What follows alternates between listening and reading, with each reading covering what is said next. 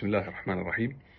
Disa këshilla për këtë muaj të begat, muajin e Ramazanit, që Allahu na e mundsoi ta mbërrim dhe lutim Allahun të na e mundsoi ta mbyllim atë me vepra të mira. Ajo këshill që do jepja është që muaji i Ramazanit është muaj i mundësisë prej Allahut që ne të ndryshojmë, që ne ta përmirësojmë veten tonë. Dhe ky ndryshimi jon, ky përmirësimi jon, i cili në fund ka si synim kënaqësinë e Allahut, vjen në disa faza dhe në disa forma. Dietarët e Islamit kanë përmendur shumë prej tyre, po unë inshallah sot do të ndalem në 5 prej tyre.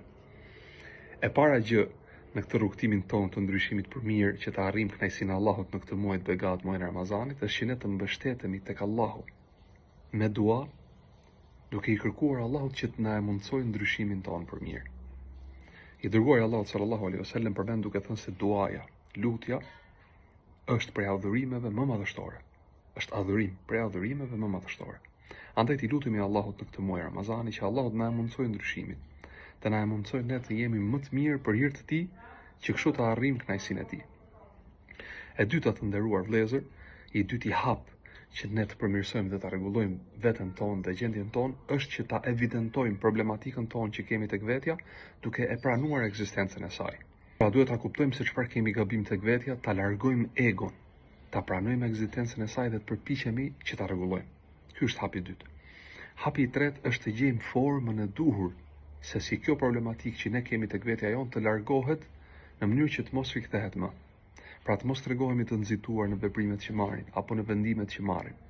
Të mos tregojemi në kufite e ekstremit të shtrëngimit të vetes, po as në kufite e ekstremit të lirimit të vetes. Pra të themi do ndryshoj tani, të marrim vendime drastike dhe pastaj për një ditë, për 2 ditë apo për një javë të rikthehemi prap atij gjunahu apo asaj mangësie që kemi, ose nga ana tjetër ekstremi i të lirës, ku themi shiko do ndryshoj, me kalimin e kohës do përmirësohem, do rregullohem.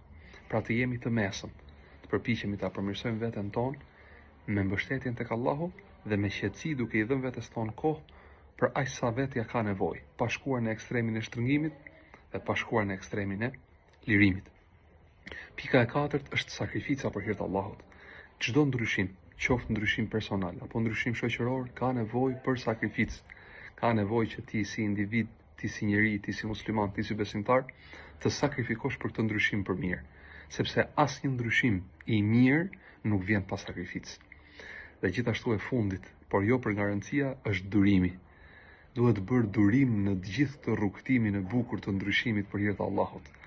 Sepse pa bërë durim dhe pa qëndruar dhe pa u bërë të qëndrueshëm, të gjitha ato pikat që përmendëm në fillim janë të pavlefshme.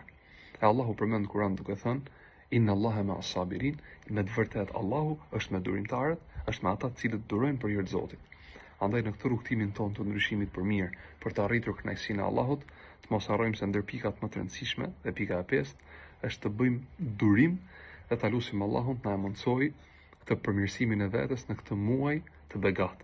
Allahu ju shpërbleft, Allahu ju nderoft dhe qoftë ky muaj mirësie, muaj ndryshimi për mirë dhe në një muaj ku Allahu neve na i pranon veprat tona të mira dhe na i fal mëkatet. Allahu ju ruaj.